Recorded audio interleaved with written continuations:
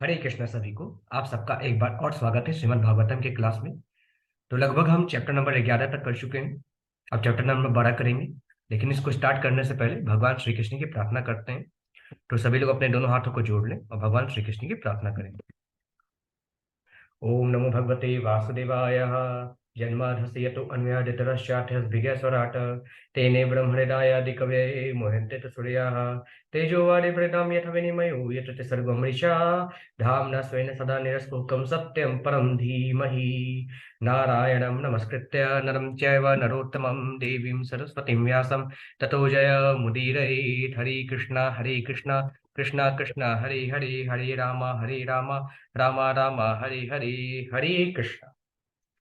अब हम chapter number 12 start करते हैं, जहाँ पे हमने देखा था पिछले चैप्टर में कि किस प्रकार ध्रुव महाराज और यक्षों के बीच युद्ध हो रहा था। फिर उसके बाद ध्रुव महाराज के जो दादाजी थे अपने पौत्र को समझाने के लिए आए स्वयंभू मनु, और उनके समझाने से ध्रुव जी मान गए और वापस अपने महल को चले गए। फिर आगे चैप्टर नंबर 12 में, जिसका शीर्षक है ध्रुव महाराज का भगवान के पास जाना, ये हम देखते हैं। अब मैत्री मुनि कहते हैं, मैत्री उवाच ध्रुवं निर्वृत्तं प्रतिबुद्धय वैशेषादपीतमन्युं भगवान् धनेश्वरः तत्रागतश्चारण्य किन्नरेः संस्तूयमानो नैवद् अत्यकृतांजलिम्। अब यहाँ पे मैत्री मुनि कहते हैं, हे विदुर, ध्रुव महाराज का क्रोध शांत हो गया और उन्होंने यक्षों का वध करना पूरी तरह बंद कर दिया। जब सर्वाधिक समृद्ध धनपति कुबेर को यह समाचार मिला तो वे ध्रुव के समक्ष प्रकट हुए। वे यक्षों किन्नरों तथा चारणों द्वारा पूजित होकर अपने सामने हाथ जोड़कर खड़े हुए ध्रुव महाराज से बोले।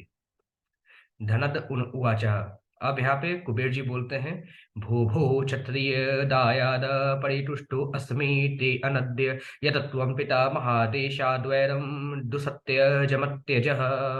अब यहाँ पे धन के देवता कुबेर जी कहते हैं, हे निष्पाप क्षत्रिय पुत्र, मुझे यह जानकर अत्यधिक प्रसन्नता हुई कि आप अपने पितामह के आदेश से तुमने वैर भाव को त्याग दिया। यद्यपि इसे तज पाना बहुत कठिन होता है, मैं तुमसे अत्यधिक प्रसन्न हूँ। फिर आगे कुबेर जी कहते हैं, न भवान वदि अद्य शात्र शान यक्षा भ्रातरम तव काल एव ही भूतानां प्रभुर्पय भावयो। अब यहाँ पे कुबेर जी कहते हैं, वास्तव में न तो तुमने यक्षों को मारा है, न उन्होंने तुम्हारे भाई को मारा है, क्योंकि सृजन तथा विनाश का अनंतिम कारण परमेश्वर का नित्य स्वरूप काल ही है। फिर आगे कुबेर जी कहते हैं, अहम त्वमित्य पार्था धीरज्ञानात् पुरुषस्य ही स्वापनी वाभातयत अध्ययानाद्यया बंधवी परयो। अब यहाँ पे मैत्री मुनि कहते हैं, देहात्म बुद्धि के मैत्री मुनि कहते हैं कि कुबेर जी अब ध्रुव महाराज को कहते हैं, देहात्म बुद्धि के आधार पर स्व तथा अन्यों का मैं तथा तुम के रूप में मिथ्याबोध अविद्या की उपज है। यही देहात्म बुद्धि जन्म मृत्यु के चक्र का कारण है और इसी से इस जगत में हमें निरंतर बने रहना पड़ता है। फिर आगे कुबेर जी कहते हैं, तदगक्ष ध्रुव भद्रम ते भगवंत मद्यो अक्षजम सर्वभूतात्म भावेन सर्वभूतात्म विग्रहम। अब यहाँ पे जो है कुबेर जी कहते हैं, हे ध्रुव, आगे जाओ, आगे आओ, ईश्वर तुम्हारा कल्याण करे। भगवान ही जो हमारी इंद्रियों की विचार शक्ति से परे हैं, समस्त जीवात्माओं के परमात्मा है। इसलिए सभी जीवात्माएं बिना किसी अंतर के एक हैं। अतः तुम भगवान के दिव्य रूप की सेवा प्रारंभ करो, क्योंकि वे ही समस्त जीवों के अनंतिम आश्रय हैं। फिर आगे कुबेर जी कहते हैं, भरस्व भजनीयांग घृन भवाय भवक्षिदम युक्तम वेदहितम सत्या गुणमय्या आत्म मायया। अब यहाँ पे कुबेर जी कहते हैं, अतः तुम अपने आप को भगवान की भक्ति में पूर्ण रूपेण प्रवृत्त करो, क्योंकि वे ही सांसारिक बंधन से हमें छुटकारा दिला सकते हैं। अपनी भौतिक शक्ति में आसक्त रहकर भी वे उसके कार्यकलापों क्रियाकलापों से विलग रहते हैं। भगवान की अकल्पनीय शक्ति से ही इस भौतिक जगत में प्रत्येक घटना घटती है। फिर आगे कुबेर जी कहते हैं, प्रणिहि कामं नृपयन्मनोगतं मततस्त्व मौट्टान पदे अविश्य अंगितः वरं वराहोर अंबुजना भपादयोरनन्तरं त्वां वयं अंग शुश्रुम। अब यहाँ पे जो है कुबेर जी कहते हैं, हे महाराज उत्तानपाद के पुत्र ध्रुव महाराज, हमने सुना है कि तुम कमल नाभ भगवान की दिव्य प्रेमा भक्ति में निरंतर लगे रहते हो, अतः तुम हमसे समस्त आशीर्वाद लेने के पात्र हो। अतः बिना हिचक के जो तुम्हें वर मांगना हो मांग लो। फिर आगे मैत्री मुनि कहते हैं, मैत्री उवाच स राज राजेन वराय चोदितो ध्रुवो महाभागवतो महामतिः हरौ स वव्रे अचलितां स्मृतिं यया तरत्य यततेन दुरत्ययं नमः तमः। अब यहाँ पे मैत्री मुनि कहते हैं, हे विदुर, जब यक्षराज कुबेर ने ध्रुव महाराज से वर मांगने के लिए कहा, तो उस परम विद्वान शुद्ध भक्त बुद्धिमान तथा विचारवान राजा ध्रुव ने यही याचना की कि भगवान में उनकी अखंड श्रद्धा और स्मृति स्मृति बनी रहे, क्योंकि इस प्रकार से मनुष्य अज्ञान के सागर को सरलता से पार कर सकता है, यद्यपि उसे पार करना अन्यों के लिए अत्यंत दुष्कर है। फिर आगे यहाँ पे मैत्री मुनि कहते हैं, तस्य प्रीतेन मनसाताम दत्त्वैड विडस्ततः पश्यतो आनंद दर्धेषु अपि स्वपुरं प्रत्यपद्यत। अब यहाँ पे कुबेर जी कहते हैं, मैत्री मुनि कहते हैं कि इरविडा के पुत्र कुबेर अत्यधिक प्रसन्न हुए और उन्होंने प्रसन्नता पूर्वक ध्रुव महाराज को मनचाहा वर दिया। तत्पश्चात वे ध्रुव को देखते देखते से अंतर्ध्यान हो गए और ध्रुव महाराज अपनी राजधानी वापस चले गए। फिर आगे मैत्री मुनि कहते हैं, अथा यजत यज्ञेशम कर्तु भी भूरि दक्षिण है द्रव्य क्रिया देवता नाम कर्म कर्म फल प्रदम। अब यहाँ पे जो है कुबेर मैत्री मुनि कहते हैं, जब तक ध्रुव महाराज घर में रहे उन्होंने समस्त यज्ञों के भोक्ता भगवान को प्रसन्न करने के लिए यज्ञ उत्सव संपन्न किए। जितने भी संस्कार संबंधी निर्दिष्ट यज्ञ है वे भगवान विष्णु को प्रसन्न करने के निमित्त है, क्योंकि वे ही ऐसे समस्त यज्ञों के लक्ष्य हैं और यज्ञ जन्य आशीर्वादों के प्रदाता हैं।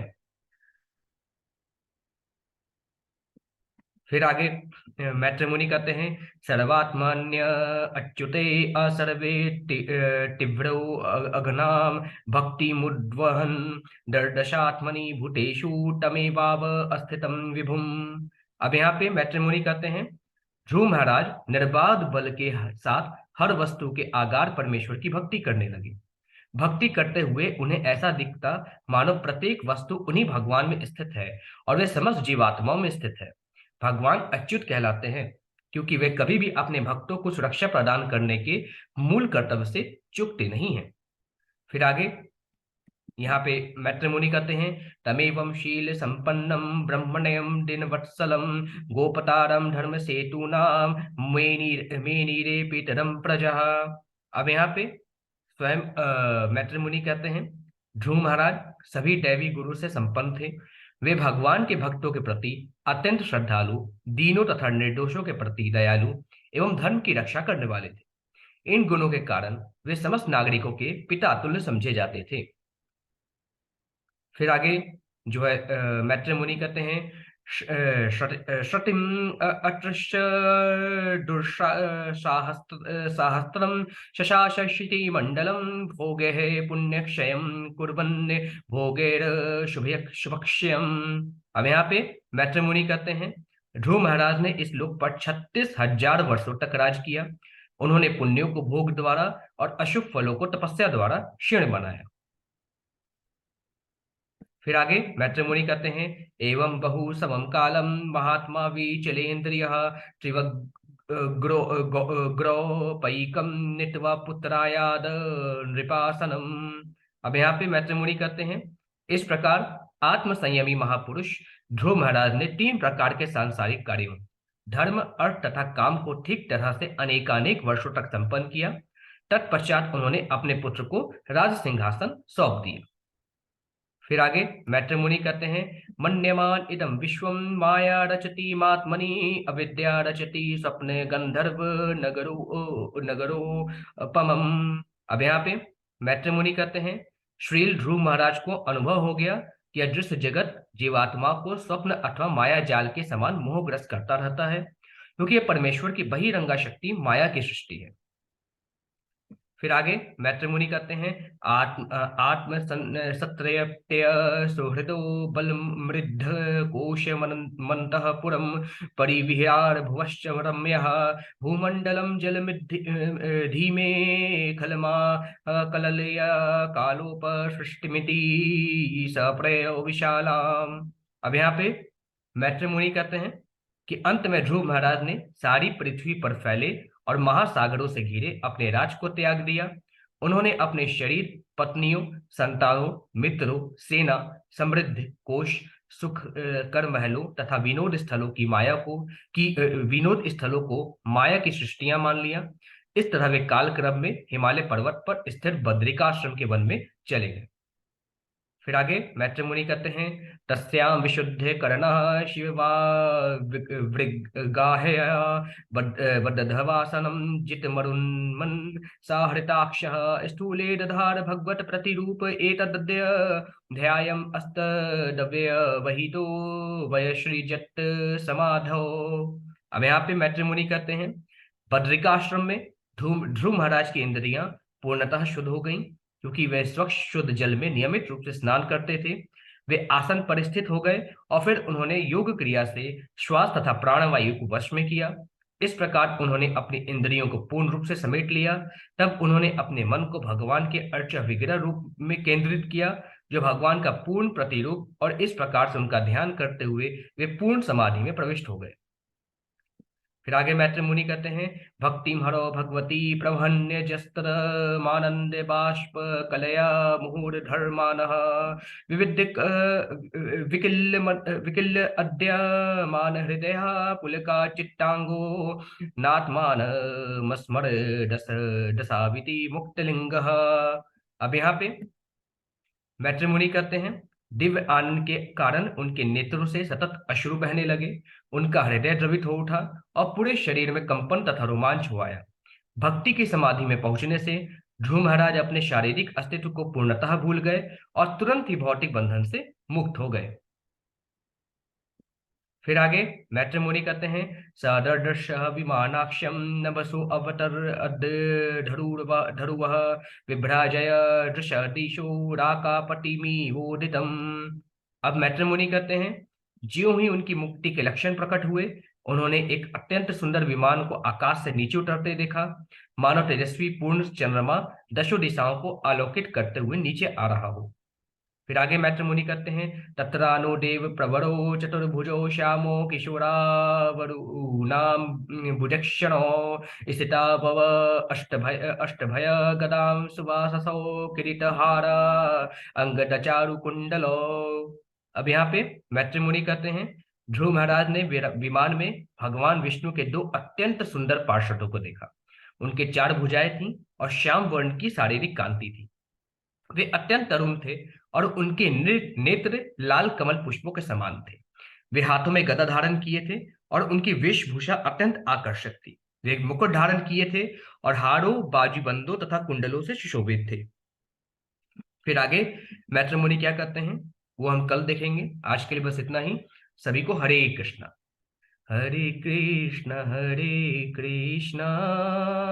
कृष्णा कृष्णा हरे हरे, हरे राम